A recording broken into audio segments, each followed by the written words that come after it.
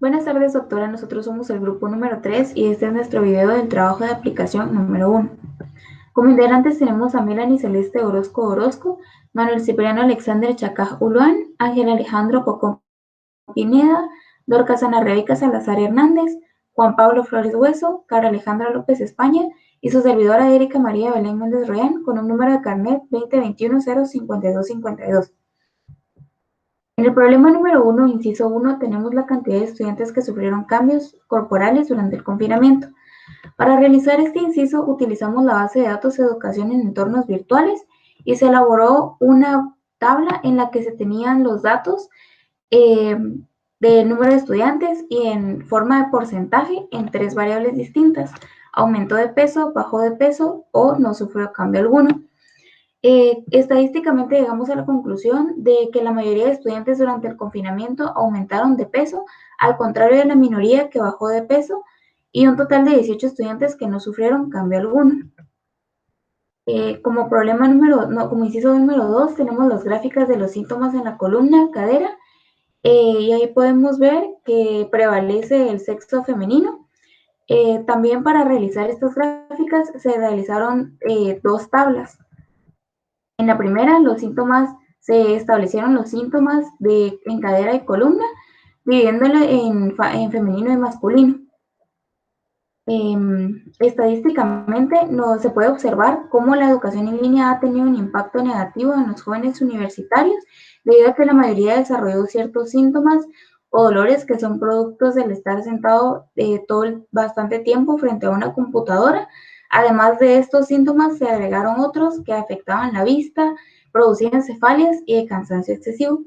En la gráfica frecuencia de práctica deportiva, se puede afirmar que el sexo femenino es el que prevalece dentro de esta variable, interpretando así que los hombres fueron los que disminuyeron su rutina de actividad deportiva o no lo hacen frecuentemente.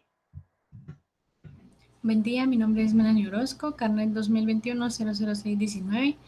Continuando con el problema número 1, en el inciso número 4 se nos solicita una proporción. Basándonos en la tabla número 2, síntomas en columnas y cadera por educación en entornos virtuales, nuestra pregunta es: ¿cuál es la proporción de estudiantes que respondieron frecuentemente?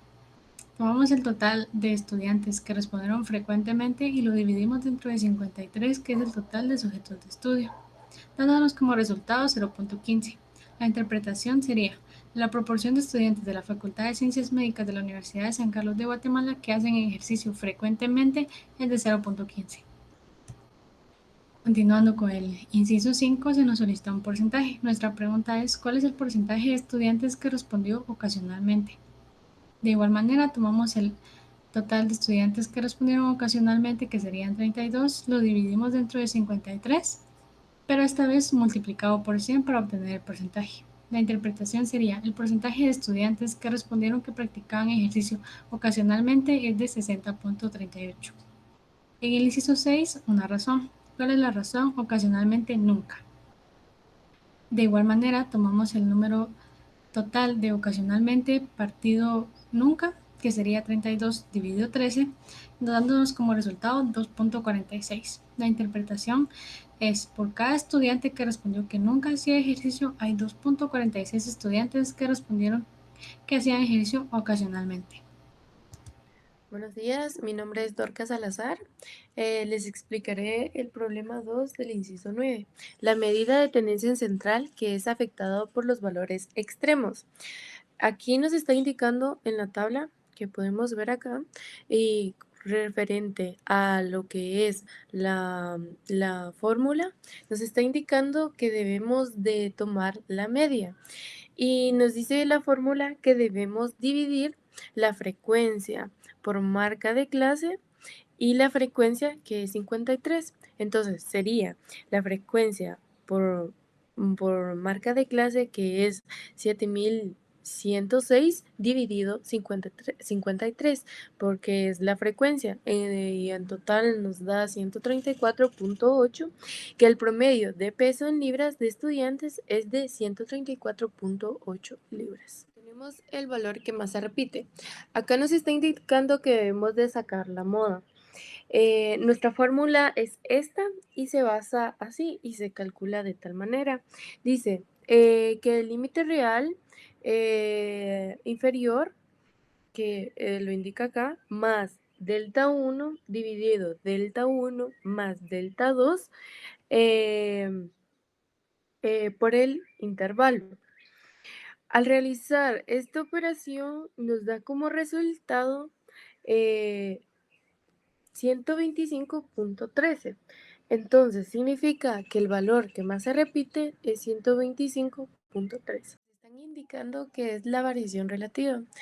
Al operar esto, utilizamos la ecuación de la sumatoria de los datos aritméticos al cuadrado, dividido n, que es la cantidad de los datos de cada intervalo. Como resultado nos da 18.13 unidades. En el percentil 40, este se obtiene como la fórmula del límite real inferior más el percentil multiplicado por el número de datos dividido 100.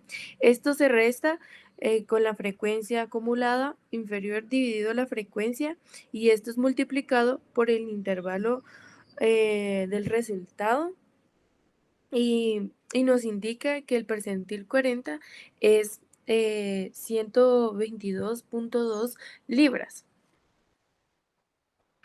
¿Qué efecto puede producir el exceso de peso en la salud?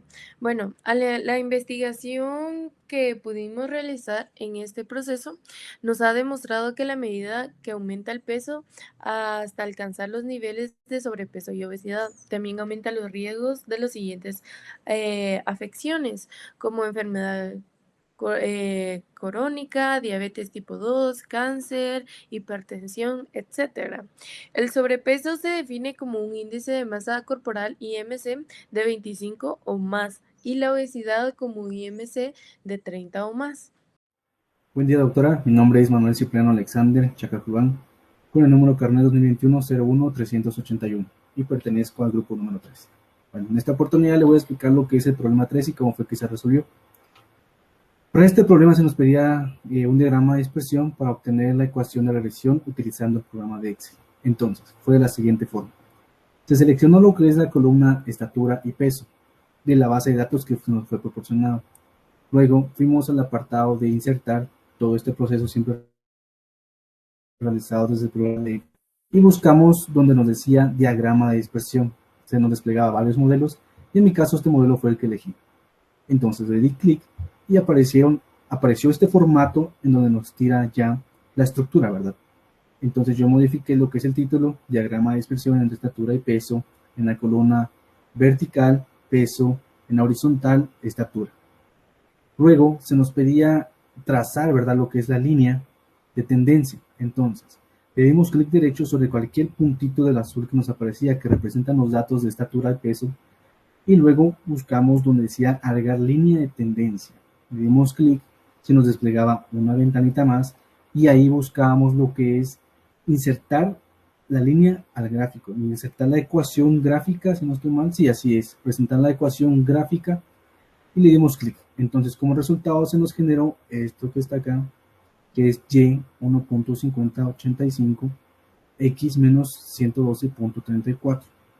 Así fue como se dieron a conocer estos valores, gracias al programa de Excel. Después se nos pedía calcular e interpretar. Bueno, el cálculo fue realizado, como decía, ¿verdad?, siempre desde el programa de Excel. El valor a pendiente es 1.5085. Y la interpretación para este caso sería: por cada unidad de cambio de estatura, el total de peso aumenta 1.5058. Ese fue el resultado para lo que se nos pedía en la pregunta número 18. A continuación, mi compañera seguirá explicando cómo fue la obtención de los siguientes procesos. Gracias. Buen día, mi nombre es Carla y el día de hoy voy a presentar los siguientes incisos.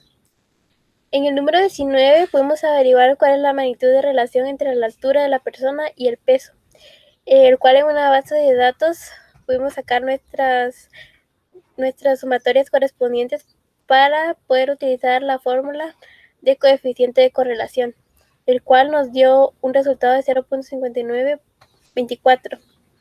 En el coeficiente de correlación de Pearson podemos averiguar que la relación entre las variables es moderada positiva. En el número 20 predecimos el valor de Y. en el cual también utilizamos la base de datos con nuestras sumatorias y también pudimos tener dos variables. La variable de X, que era la estatura, la variable independiente, la variable de Y, el peso, la variable dependiente. Utilizamos la fórmula de B que nos dio como resultado 1.51 y la fórmula de A que nos dio como resultado menos 112.58.